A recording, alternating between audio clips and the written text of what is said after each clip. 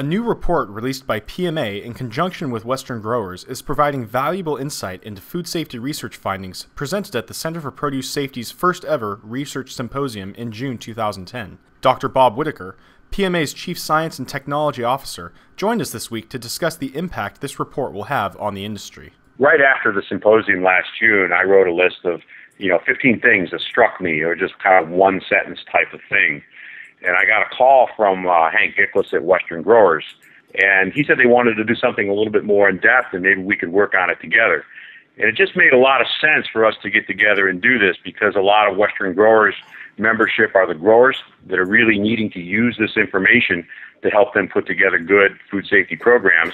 And then from my position as the chairman of the technical committee at the Center for Produce Safety, we had a full spectrum from grower to retailer, grower to food service outlet kind of perspective to look at that. And I think it made it much more easy for us to write that what it means for you piece, because we represented the entire supply chain. Dr. Whitaker also discussed how the findings would affect suppliers. Well, I think it'll promote a better discussion between the supply and the buy side.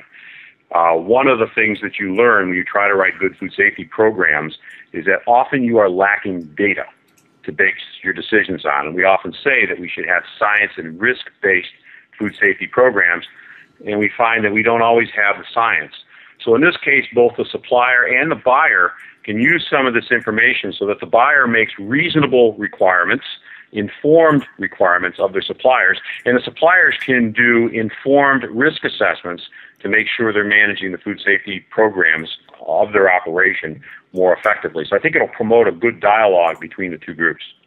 PMA founded CPS in 2007, along with the University of California at Davis, the California Department of Food and Agriculture, and Taylor Farms. To date, CPS has funded 41 research projects across a broad spectrum of food safety research areas and commodities totaling $6.8 million. This is Whit Grabitas for Now You Know.